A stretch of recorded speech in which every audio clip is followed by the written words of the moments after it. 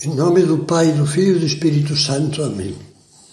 Vinde, Espírito Santo, enchei os corações dos vossos fiéis e acendei neles o fogo do vosso amor. Enviai o vosso Espírito e tudo será criado, e renovareis a face da terra. Terminamos a última meditação breve, dizendo, vamos refletir sobre duas das piores imprudências que procedem de descuidar o devido preparo da pessoa. E essas duas imprudências são a imprudência no casamento e a imprudência na formação dos filhos.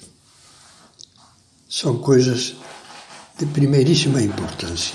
E vamos começar a meditar. Imprudência no casamento. Por que fracassam tantos casamentos?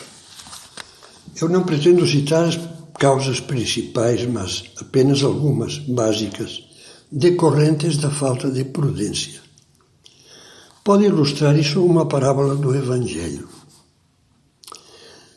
Na parábola das 10 virgens, como é designada tradicionalmente, Jesus focaliza um costume dos casamentos da época. Um grupo de moças, amigas da noiva, iluminava à noite o cortejo nupcial. Portanto, cada uma trazia uma lâmpada de óleo mais uma pequena vasilha de óleo de reserva. Na parábola, as moças eram 10. Diz Cristo que 5 eram prudentes e 5 avoadas. Essas últimas, ao tomarem as suas lâmpadas, não levaram consigo o óleo de reserva. Como é de praxe, os noivos se atrasaram.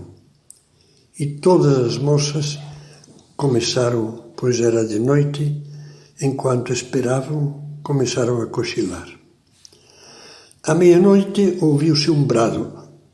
Eis o esposo, ide-lhe ao encontro, diz o Evangelho. E as virgens levantaram-se todas e prepararam suas lâmpadas. As tolas disseram às prudentes, dai-nos do vosso óleo, porque as nossas lâmpadas se estão apagando. Mas não havia suficiente. Tentaram então comprar, mas quando regressaram rumo à sala do banquete já tinha as portas trancadas. Bateram e não foram aceitas. Não vos conheço, respondeu uma voz lá dentro. Que lhe diz essa parábola? É o retrato das pessoas que sonham, que vibram com seu sonho. Pensemos concretamente no casamento, que preparam longa e cuidadosamente tudo o que é material e secundário. Como as 5 moças insensatas prepararam com certeza as roupas, o penteado, mas se esqueceram de aprontar o imprescindível. Quando chega a hora sonhada, as encontra sem chama, sem luz. Ficam no escuro e se perdem nele. Poucos anos depois do casamento, não sabem mais o que querem nem onde vão parar. A conclusão é clara. Não basta a boa vontade, a emoção, o sentimento, a paixão, etc., para que o amor amadureça e dure. Além da formação espiritual e da graça de Deus, é preciso, no mínimo, preparar-se. É necessário, por exemplo, cultivar a amizade entre os dois. Se no namoro e no noivado os futuros cônjuges só cultivam paixão, prazer e planos gostosos, não se conhecem. Enganam-se com carinhos, festas, arrebatamentos e fumaças coloridas. O namoro cristão é sábio. Valoriza o mútuo conhecimento e a reflexão serena, muito acima da paixão. Por isso eu lhes diria, não façam como os namorados que se atiram estupidamente à embriaguez sensual. Vivam a castidade delicada e sacrificada, que valoriza e torna o amor mais firme e estável, e não o reduz a um bem de consumo que se gasta e pouco depois se pode jogar fora. Dediquem mais empenho e mais tempo a conversar.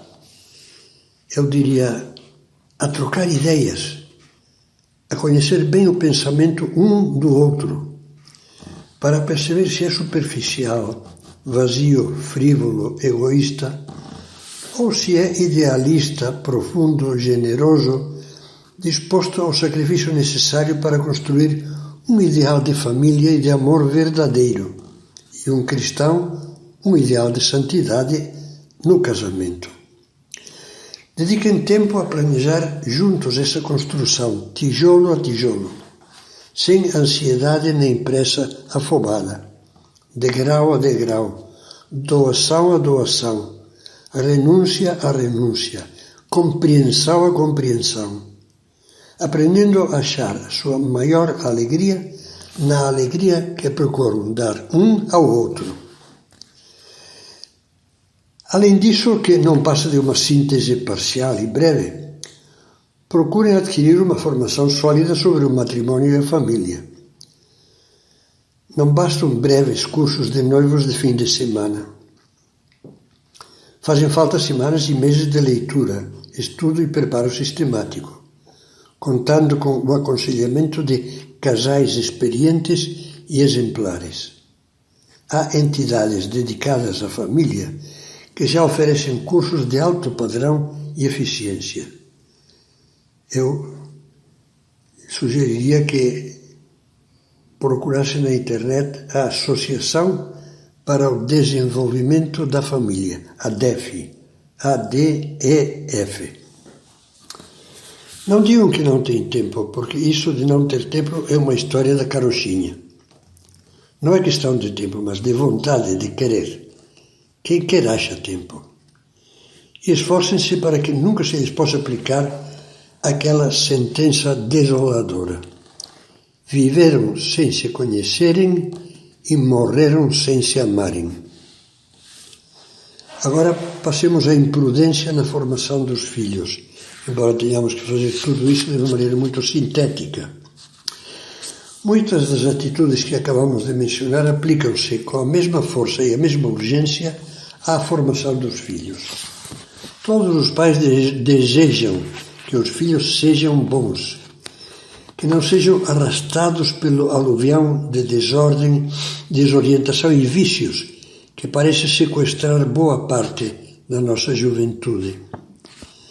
Não pretendo fazer aqui uma exposição sobre a educação dos filhos. Limito-me a conclamar os pais a terem a prudência de não confundir os filhos com anjinhos ou com couves. Sim, isso mesmo. Anjinhos não são. Todos nascemos com uma gota do veneno da serpente do paraíso, como dizia o cardeal Ratzinger, ou seja, com as tendências, os puxões dos 7 vícios capitais: orgulho, avareza egoísta, luxúria, ira, gula, inveja e preguiça. Não se empenhar em educar a sério as virtudes dos filhos dentro de um clima de dedicação amiga, de exigência e de liberdade acompanhada equivale a deixá-los prisioneiros dos 7 tentáculos desse polvo dos vícios capitais. Também não confunda os filhos com uma couve. As couves podem crescer sozinhas e mal em qualquer terreno baldio. Não vão se formar por si mesmos os filhos, nem basta o melhor colégio.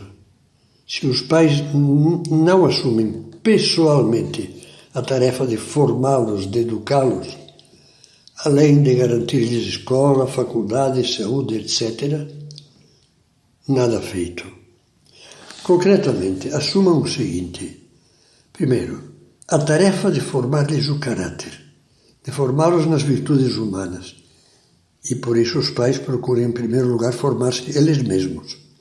Fortaleza, justiça, temperança, desprendimento, respeito, gentileza, compreensão.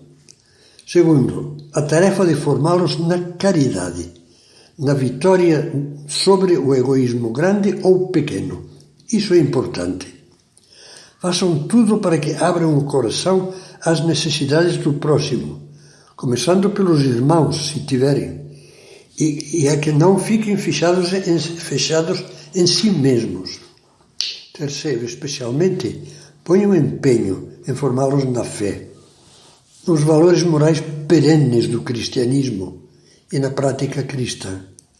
Leiam juntos, rezem juntos, expliquem-lhes a doutrina.